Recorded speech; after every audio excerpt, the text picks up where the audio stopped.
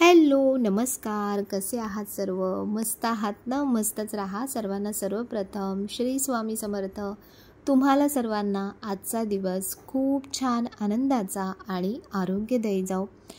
तर आपल्या घराला सजवण्यासाठी आपण खूप साऱ्या डेकोरेटिव्ह किंवा खूप वेगवेगळ्या काय छान छान वस्तू आपण सतत घेत असतो. आणि जसं काही नवीन म्हणजे ट्रेंड चेंज होत राहतो, तर तसं आपण ज्या जुन्या गोष्टी मग आपल्याला कंटाळा यायला लागतो, तर मग आपण त्या बदलत जातो. तर त्याबद्दलच आज मी तुमच्याशी काही गोष्टी शेअर करणार आहे. तर बघा, हे जे स्टँड आहे इथे मी जे झाडांसाठी घेतलं आहे, तर काही गोष्टी ना आपल्याला दिसताना खूप छान दिसतात, पण त्यांच्या मागे बरेच फायदे तोटे दोन्ही गोष्टी असतात. तर हे स्टँड दिसायला तर खूप सुंदर दिसतं, पण ह्याच्या मागचा जो एक म्हणजे वापरून झाल्यानंतरचा एक जो तोटा आहे तो म्हणजे की हे खूप डगमगतं. म्हणजे ह्याला खूप बॅलन्सिंग करून आपल्याला कुंड्या व्यवस्थित ठेवाव्या लागतात. मागच्या वेळी माझ्यासोबत असं झालेलं आहे की एक साईडला मी कुंडी ठेवायला गेली आणि संपूर्ण स्टँड खाली पडलं होतं. आणि त्यावेळी त्याच्यामध्ये एकच चिनी मातीची कुंडी होती आणि ती तुटली होती. तर अशा प्रकारे किंवा लहान मुलं जर घरात असतील तर त्यांचं सतत वावर, पळणं, धडपडणं हे सगळं असतं. तर अशा वेळी अशा गोष्टी म्हणजे ज्या नाजूक गोष्टी आहेत तर त्या आपल्याला थोडं सांभाळूनच ठेवाव्या लागतात किंवा सतत मग मुलांवरती आपल्याला लक्ष ठेवावं लागतं. तर माझ्या घरात आता सध्या कोणी तसं लहान नाही आहे, तर त्यामुळे तसं टेन्शन नसतं की वस्तू पडतील धडतील वगैरे, तसं टेन्शन नसतं. पण हाताळताना त्या मलाच हाताळाव्या लागतात. म्हणजे इतर कोणी मग त्याला हात लावत नाही. ह्यांचं रेग्युलर आपल्याला त्यांची साफसफाई, नीटनेटकेपणा हे सगळं पण करावं लागतं. जसं मी तुम्हाला म्हटलं की मागे वास्तुशास्त्रानुसार असं म्हटलं जातं की जेवढे आपण घरामध्ये ना डेड प्लांट्स म्हणजे जे प्लास्टिकचे प्लांट्स सध्या जे खूप ट्रेंडमध्ये आहेत ते जे लावतात ना, त्यांच्या मागचं एक कारण तुम्हाला सांगते की ते का लावू नयेत. तर त्याची वाढ होत नाही, ते तेवढेच राहतात. तर त्याच्यामुळे तुम्ही ज्या दिशेला ते झाड लावलं असेल तर त्या दिशेप्रमाणे समजा त्या झाडाची वाढ होत नसेल, तर तसंच आपल्या घरामध्ये सुद्धा जी आपल्या लक्ष्मीची, पैशाची किंवा आपल्या बिझनेसची, प्रगतीची ग्रोथ थांबली जाते असं म्हटलं आहे आणि असं मी ऐकलं आहे. तर म्हणून जेवढे तुम्ही जिवंत झाडं घरात लावाल, जेवढी तुम्ही त्यांची काळजी घ्याल, जेवढे ते छान झाडं तुमच्या घरात सर्वाईव्ह करतील ना, तितकीच आपल्या घरामध्ये सुद्धा आपली प्रगती होत राहते. तर हे जे इंडोर प्लांट्स आपण लावतो ना, त्याच्यामध्ये जी माती आहे ती बऱ्यापैकी अशी भुसभुशीत असली पाहिजे, तर आपले इंडोर प्लांट्स जे आहेत ते छान राहतात. ह्याच्यामध्ये कोकोपीटचा जास्त वापर केला जातो आणि माती कमी वापरली जाते, ज्यामुळे जो घट्टपणा येतो ना मातीला काही काळानंतर, तर तसा येत नाही आणि आपली झाडं छान राहतात. आठवड्यातून एकदा तरी आपल्या झाडांना अशा प्रकारे संपूर्ण स्वच्छ अशी अंघोळ घालणं खूप गरजेचं असतं. तर बघा, कुंड्या मी इथे थोडा वेळ अशा ठेवते आणि मग ह्यातलं पाणी बऱ्यापैकी झिरपलं की त्यानंतर थोडा वेळ पुन्हा मी त्या उन्हात ठेवते, हलक्या उन्हामध्ये, आणि नंतर मग त्या ते पुन्हा ठेवते. आणि इथेही तुम्हाला सांगू, इथेही हलकं जे ऊन असतं ना, म्हणजे उजेड म्हणा, प्रकाश म्हणा, तर तो इथे या कुंड्यांना येत राहतो. अगदीच जिथे काहीच उजेड नसेल ना, अशा ठिकाणी तुमचं झाड सर्वाईव्ह करत नाही. तर म्हणून सजावटीच्या आपण घरातल्या ज्याही गोष्टी लावतो तर त्या गोष्टी नियमितपणे स्वच्छ ठेवणं. समजा तिथे काही तुटलं असेल, काही खराब झालं असेल तर ते रिपेअर करणं, नवीन गोष्टी त्याच्यामध्ये ॲडअप करणं, तर हे आपण सतत करत राहिलं पाहिजे.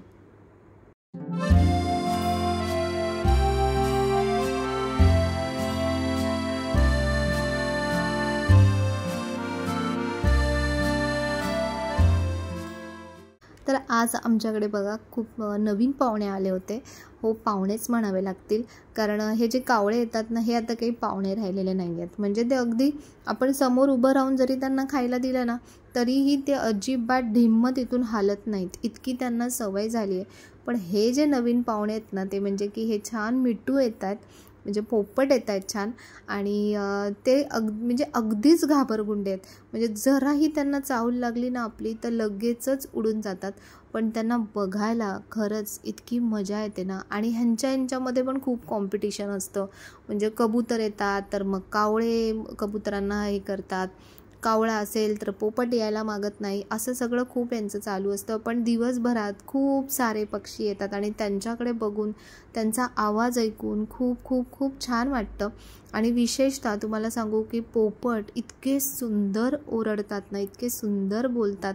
आणि मी इथे गुपचूप उभं राहून आहे ना, मी त्यांना एक हाक मारत होती, मिठू मिठू करून हाक मारत होते. आणि ते इतके छान बघत होते ना की कुठून आवाज येतोय, कुठून कोण बोलवतंय. तर ही बघण्याची जी मजा आहे ना, ही खूप वेगळी आहे. आणि खूप सारे ते येतात ना, तर संपूर्ण असे ग्रुपनेच येतात. आणि पाणी प्यायला ते आले होते. तर कावळे मध्ये मध्ये येत होते ना, त्यामुळे ते थोडे थोडे घाबरत होते. पण बघा इथे एक साईडला बसून त्यांचं चाललं होतं की कधी हे कावळे इथून जात आहेत किंवा कधी कबूतर उडत आहेत आणि मग कधी आम्ही ते खातोय. तर असं सगळं हे रोजचं बघून आहे ना, खरंच खूप मस्त वाटतं. आणि मी तुम्हाला सांगू की पक्ष्यांना ना खरंच कधीच पिंजऱ्यामध्ये कैद करून ठेवू नका. त्यांना मुक्त असं त्यांना जे पंख दिलेत ना, त्या पंखाने त्यांना मुक्तपणे संचार करू द्या, छान त्यांना फिरू द्या. त्यातच म्हणजे त्यांचं आयुष्याचं खरं सार आहे ना, ते तेच आहे. तर पूजेसाठी मी नवीन काही ना काही गोष्टी विचार करत असते की डेकोरेशनसाठी किंवा सजावटीसाठी मी काय नवीन गोष्टी तयार करू. तर आता इंटिरियरचे ऑप्शन्स तर खूप सारे आहेत. पण जेव्हा तुम्ही तुमच्या हाताने काही बनवून किंवा अगदी साध्या सोप्या गोष्टींनी तुम्ही जेव्हा घरातलं एक एक कॉर्नर जेव्हा सजवता ना, तेव्हा त्या कॉर्नरमध्ये ना तुमचा एक जिव्हाळा असतो आणि एक वेगळीच आपुलकी असते आणि खूप वेगळंच वातावरण तिथे असतं. तर ह्या ज्या पायऱ्या मी बनवून घेतल्या सुताराकडून, तर बऱ्याच ताईंनी मला विचारल्या. तर मी त्यांनासुद्धा विचारलं, तर त्यांना खरंच इतका वेळ नाही आहे की ते हे पायऱ्या बनवून सगळ्यांना पाठवू शकतात. तर तुमच्या जवळपास कोणी सुतार असेल ना, ते तिथेसुद्धा तुम्ही ह्या बनवून घेऊ शकता. अगदी इझी आहेत बनवायला. आणि ताईंनी मला विचारलं होतं की ह्याचं मेजरमेंट काय आहे, तर मी तुम्हाला मेजरमेंट सांगते. तर त्याप्रमाणे तुम्ही ह्या पायऱ्या तुमच्या सुताराकडून बनवून घेऊ शकता. तर याचा खालचा जो बेस आहे ना, तर त्याची जी लांबी आहे ती जवळपास 40 तुम्हाला दिसत असेल 40 सेंटीमीटर किंवा 15 ते 16 इंच तुम्ही पकडा, तेवढी आहे. त्यानंतर ह्याची जी लांबी आहे म्हणजे हाईट जी आहे, ती हाईट बघा मी एवढी घेतली. म्हणजे पूजा आपण जी मांडतो ना, त्याच्या हिशोबाने मी या मेजरमेंट त्यांना दिल्या होत्या. तर जवळपास 9 इंचाच्या आसपास म्हणजे 21 ते 22 सेंटीमीटर किंवा 23 सेंटीमीटरच्या आसपास याची हाईट आहे. त्यानंतर इथे हे जे बॉक्स बनवलेत छोटे छोटे, ज्या पायऱ्यांचे बॉक्स आहेत, तर त्याचं जे मेजरमेंट आहे ते म्हणजे की 4 इंच. तर 4 इंचाचे आपण बॉक्स बनवायचे आहेत. आणि हाईट आणि विड्थ मी तुम्हाला सांगितली. तर त्याच्याप्रमाणे किंवा तुम्हाला ह्याच्यापेक्षा मोठ्या बनवायच्या असतील, तुमच्या पूजेची मांडणी केवढी असते, जागा केवढी लागते पूजेसाठी, तर त्याच्या हिशोबाने सुद्धा तुम्ही बनवून घेऊ शकता. किंवा ऑनलाईनसुद्धा मला वाटतं ॲमेझॉनवर वगैरे सुद्धा ह्या अवेलेबल आहेत. तर तिथेसुद्धा तुम्ही एकदा चेक करून घ्या. तर हे जे कॉर्नर्स मी बनवलेले आहेत ना, तर हे फक्त एकदा ठेवून किंवा एकदा बनवून ते होत नाही. तर आपल्याला सतत आपला हात तिथे फिरत राहावा लागतो. कारण रोजची धूळ बसते ती वेगळी गोष्ट, म्हणजे तिथं आपली साफसफाईची गोष्ट आली. पण बऱ्याच गोष्टी त्याच्यामध्ये कधी खराब होतात, कधी कलर जातो किंवा बऱ्याच काही गोष्टी असतात. तर त्यासुद्धा लक्ष देणं तेवढंच गरजेचं असतं. आपल्या घरातल्या ज्या वस्तू आहेत ना, तर त्या फक्त सजवायच्या नाहीत, तर त्या मेंटेन कशा करायच्या ते पण आपण शिकलं पाहिजे.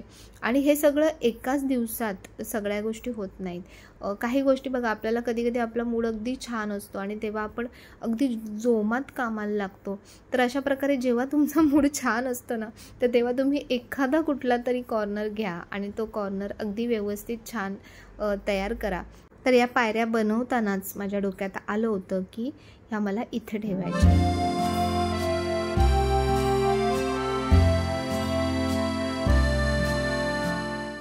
तर वेगवेगळ्या पूजांसाठी मला वेगवेगळ्या प्रकारचं सामान सतत लागत असतं, पण फक्त सामान जमा करणं हीच एक पद्धत नाही आहे. तर ते सामान म्हणजे जे जुनं झालं आहे ते काढणं सतत, किंवा नवीन सामान अपडेट करणं, जुन्या सामानामध्ये काही चेंजेस करायचे असतील तर ते मी वेळोवेळी करत राहते. तसंच हे सगळं सामान व्यवस्थित ठेवणं ही सुद्धा खूप गरजेची गोष्ट आहे. फक्त जर तुम्ही जमा करत राहिलात तर तुमच्याकडे घरातच तुमच्या अगदी गोडाऊन होऊन जाईल, इतकं सामान जमा होऊन जातं. तर म्हणून काय काय गोष्टी मी वेळोवेळी काढून टाकते. जे मला जितकं लागतं तितकंच सामान मी ठेवण्याचा प्रयत्न करते. तर हा एक बॉक्स मी सध्या ठेवला आहे, की ह्याच्यामध्ये जे जे छोटे छोटे दिवे आहेत, कारण मग संपूर्ण घरभर हे सामान पसरलेलं राहतं आणि मग जेव्हा आपल्याला खरंच हवं असतं ना, तर तेव्हा ते सामान मिळत नाही. तर हे जे दिवे मी तुम्हाला म्हणजे तुम्ही बघितले होते लक्ष्मीपूजनच्या वेळेला वगैरे मी दिवे ठेवले होते, तर बऱ्याच ताईंनी मला विचारलं होतं. तर त्यानंतर लगेचच माझं ट्रिपला जाणं झालं, त्यामुळे मला हे दाखवता आले नाहीत. तर ह्याच्यामध्ये सुद्धा 2-3 प्रकारच्या डिझाईन्स आहेत आणि हे खूप सुंदर दिसतात. हे दिवे हे तुम्ही 2 in 1 यूज करू शकता. म्हणजे तुम्ही ह्याच्यामध्ये वातीसुद्धा लावू शकता, प्लस तुम्ही ह्याच्यामध्ये नॉर्मल जे आपले वॅक्सचे दिवे आहेत ते सुद्धा तुम्ही ह्याच्यामध्ये ठेवू शकता. तर यात कुठल्या कुठल्या डिझाईन्स अवेलेबल आहेत तर त्या मी तुम्हाला दाखवते. आणि हे दिवे जे मी मागवले होते हे बाप्पा मोरया स्टोअरमधून मागवले होते दादांकडून. तर तुम्हाला हवे असेल तर तुम्ही जे मी दाखवते त्याचा तुम्ही स्क्रीनशॉट घेऊ शकता आणि मागवू शकता. आता आपल्या मार्गशीर्षच्या पूजांसाठी हे खूप सुंदर दिसणारे दिवे, नवीन काहीतरी पूजेमध्ये आपल्याला मांडता येईल. तर अशा प्रकारे हा बॉक्स मी सध्या इथेच ठेवला आहे, कारण जे जे सामान लागतं आहे किंवा लागणार नाही आहे ते पण मी त्याच्यात सध्या ठेवलं आहे. नंतर मग मी ते सगळं सामान सॅग्रिगेट करणार आहे. तर आज मला हा किचनचा एक कप्पा आहे ना, हा जरा व्यवस्थित करायचा आहे. कारण काय होतं ना, आपण सारखं जेव्हा जेवण बनवतो तेव्हा फटाफट आपण तिथल्या बॉटल्स काढत राहतो आणि मग त्या कशाही अरेंज करून ठेवतो. म्हणजे जे आपल्याला लागतं आहे ते आपण पटकन काढतो आणि मग परत ते तसंच ठेवून देतो. किंवा कधी कधी आता खूप दिवसानंतर काय होतं, एक बॉटल्स आपल्याकडे वेगवेगळ्या जमा होत राहतात आणि त्याच्यानुसार आपण त्याच्यामध्ये जे आपल्याला लागतं आहे सामान किंवा जे त्यावेळेला अवेलेबल असतं ते आपण त्याच्यामध्ये भरून ठेवतो.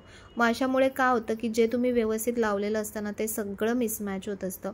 तर ही बॉटल बघा, ही मी डीमार्टमधून घेतली होती. मिठाची बरणी आहे माझी, पण वरचं जे झाकण होतं ना ते मेटलचं होतं आणि मला वाटतं मिठामुळे किंवा काय तर ते पूर्ण गंजलं होतं. तर ते झाकण मी फेकून दिलं, पण बॉटल खूप छान आहे. बॉटल अगदी म्हणजे जाड आहे बॉटल, छान. तर ती मला फेकवली नाही. तर आता मी विचार करते की काय करू ह्या बॉटलचं, कारण ह्याचं झाकण नाही आहे. तर ही कशा प्रकारे आता वापरता येईल. तर बघू, सध्या बॉटल तर मी ठेवली आहे, नंतर हळूहळू विचार करेन. तुमच्याकडे पण काय आयडियाज असतील तर नक्की मला सांगा. तर हे जे स्टँड इथे किचनच्या इथे मी डेकोरेट करायला घेतलं होतं ना, तर हे खरंच खूप कामाला आलं मला. आणि त्या एका स्टँडमुळे खूप म्हणजे किचनचा जो भाग आहे ना, हा जो ओटा आहे ना, तो अगदी सुंदर वाटतो, छान वाटतो. पण फक्त तो ठेवून उपयोग नाही आहे, वेळोवेळी त्याला क्लिनिंग करावं लागतं, कारण खूप सारी धूळ इथे बसते. त्यानंतर इथे ज्या मी बॉटल्स ठेवल्या होत्या तर या छोट्या छोट्या बॉटल्समध्ये मला जे रेग्युलर काही ना काही पटकन लागणारं सामान होतं तर ते मी इथे ठेवलं होतं. पण आता हल्ली ते तेवढं मला लागत नाही आहे. तर म्हणून मग मी विचार केला की आता ह्या सध्या बॉटल्स आपण दुसरीकडे शिफ्ट करू आणि नवीन जे आता रेग्युलर मला काही दुसरं सामान लागतं आहे तर ते मी इथे ठेवेन. आणि त्याप्रमाणे आता या बॉटल सगळ्या पहिले क्लीन करून घेतल्या. कुठलंही सामान जेव्हा तुम्हाला काही ऑर्गनाईज करायचं असतं तर सगळ्यात पहिली जी बेसिक गोष्ट आहे ती म्हणजे की क्लिनिंग.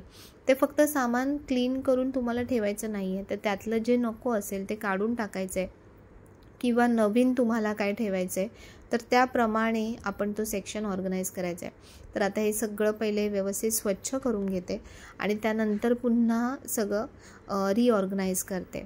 तर बघा, आता सगळं क्लीन करून घेतलं आहे, थोडा वेळ सुकू देते.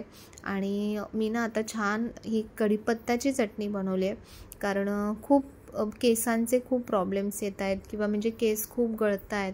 तर म्हणतात ना की कढीपत्ता खाल्ला पाहिजे, पण असाच नुसता कढीपत्ता काही खाल्ला जात नाही. तर म्हणून छानपैकी अशी चटणी बनवली. आता जसा थंडीचा सीझन चालू होतो आहे, जसं हवेमध्ये गारवा येतो आहे, तर तसं आपल्या शरीराला खूप गरम चांगल्या गोष्टी खाणं खूप गरजेचं असतं. तर या चटणीमध्ये मी सगळं म्हणजे शेंगदाणे म्हणा, तीळ म्हणा, खोबरं, सुकं खोबरं वगैरे अशा बऱ्याच गोष्टी घातल्या आहेत आणि छान जेवताना अगदी थोडंसं एखाद चमचा जरी घेतलं ना तर तोंडाला पण खूप छान चव येते आणि आपल्या हेल्थच्या दृष्टीने सुद्धा हे खूप छान आहे. तर अशा वेगवेगळ्या ज्या चटण्या बनवणार आहे तर त्या चटण्या मला इथे समोर ठेवायच्या आहेत. कारण काय होतं ना, आपण बनवून ठेवतो आणि मग स्टीलच्या वगैरे डब्यामध्ये भरून ठेवलं तर मग ते असंच तिथे पडून राहतं. आपल्याला कधी कधी लक्षातही येत नाही की असं काही बनवलं आहे. तर म्हणून माझा विचार आहे की इथे समोरच अशा प्रकारच्या ज्या ज्या चटण्या बनतील तर त्या अशा समोरच ठेवायच्या. म्हणजे जेवताना आपलं पटकन त्याच्याकडे लक्ष जातं आणि ती गोष्ट संपवलीसुद्धा जाते. तर इथल्या ज्या सगळ्या बॉटल्स आहेत त्या मी काढून टाकल्या. फक्त इथे ह्या 2 आहेत ना, वरची जी मी आता ठेवली रेड आणि येल्लो, या 2 बॉटल्स खूप छान डेकोरेटिव्ह दिसतात तर त्या मी तिथे ठेवल्या आहेत. त्यानंतर एक काम करताना दुसऱ्या कामाकडे आपसूक लक्ष जातं आणि लगेचच मी हा संपूर्ण सेक्शन रिकामी केला आणि ह्याला क्लीन करायला सुरुवात केली. कारण इथे ना दिसतोय तो कप्पा एवढूसा, पण त्याच्यामध्ये बघा किती साऱ्या बॉटल्स ठेवल्या जातात. तर दिसण्यासाठी सुद्धा, म्हणजे चांगलं दिसण्यासाठी पण आणि आपल्याला वापरताना सुद्धा इझी पडेल अशा प्रकारे मला इथे बॉटल्स ऑर्गनाईज करायच्या आहेत. तर हा जो तुम्हाला बॉक्स दिसतो ना, हा पुन्हा एकदा दिवाळीमध्ये आला होता. याच्यामध्ये छान ड्रायफ्रूट्स आले होते आणि खूप मस्त आहेत या बॉटल्स. मागच्या वेळीसुद्धा सेम बॉक्स मला मिळाला होता, म्हणजे मिस्टरांना मिळाला होता. तर तो मी जो बॉक्स आहे ना तो ज्वेलरी ठेवण्यासाठी वापरते आणि यातल्या ज्या बॉटल्स आहेत त्या तुम्हाला समोर दिसतच असतील. तर त्याची क्वालिटी खूप छान आहे. तर म्हणून म्हटलं पुन्हा एकदा छान आता बॉक्स आलेला आहे. तर आता जसं देवीची आणखीन काही ज्वेलरी घेईन तर ती मग ह्या बॉक्समध्येच ठेवेन, कारण बॉक्सची क्वालिटीसुद्धा खूप मस्त आहे. तर अशा काही गोष्टी आपल्याला मिळतात आणि काही गोष्टी आपण घेतो आणि त्या आपल्याला खूप छान उपयोगी पडतात. तर बघा आता या बॉटल्स मी व्यवस्थित पुसून घेतल्या आणि त्यानंतर सगळ्या परत रिऑर्गनाईज केल्या. तर बघा आता माझं सेक्शन हे खूप छान असं ऑर्गनाईज आणि नीटनेटकं आणि सुटसुटीत दिसतंय. तर इथे फक्त ही एकच बॉटल ठेवली आहे सध्या, रिकामा जागा भरा असं इथे आहे माझं काम. तर बघू जसं जसं काही काही बनेल तसं तसं इथे मी ऑर्गनाईज करणार आहे. तर बऱ्याच ताईंनी विचारलं होतं की ताई, मार्गशीर्षचे गुरुवार कधीपासून सुरू होत आहेत आणि कधी संपत आहेत, किती गुरुवार आहेत? तर या महिन्याच्या 20 तारखेला अमावस्या आहे आणि त्यानंतर 21 तारखेपासून मार्गशीर्ष महिना सुरू होतो आहे. पण 21 तारखेला आहे शुक्रवार, त्यामुळे जो पुढचा येतो आहे म्हणजे 27 तारखेचा आपला पहिला गुरुवार, 4 तारखेचा दुसरा गुरुवार, 11 तारखेचा तिसरा गुरुवार आणि 18 तारखेचा चौथा गुरुवार. त्यानंतर बघा 19 तारखेला पुन्हा अमावस्या येते, 19 नाही 20 तारखेला पुन्हा अमावस्या येते आणि मार्गशीर्ष महिना संपतो आहे. तर म्हणजे यावर्षी टोटल आपल्याला 4 मार्गशीर्षचे गुरुवार आलेले आहेत. त्यातील जी चौथ्या तारखेचा जो गुरुवार आहे ना तो खूपच छान आहे, म्हणजे दत्तांची जयंती आहे त्या दिवशी, तसंच पौर्णिमासुद्धा आहे. तर खूपच मस्त आहे तो 4 तारखेचा गुरुवार. तर अशा प्रकारे यावेळेला 4 गुरुवार आलेले आहेत आणि तुमच्या सगळ्यांच्या मार्गशीर्षच्या पूजा खूप छान हो, हीच आई महालक्ष्मीकडे प्रार्थना. व्हिडिओ आवडला असेल तर नेहमीप्रमाणे लाईक, शेअर, सबस्क्राईब नक्की करा. पुन्हा भेटूया नवीन व्हिडिओमध्ये. तोपर्यंत सर्वांना बाय आणि सर्वांना श्री स्वामी समर्थ.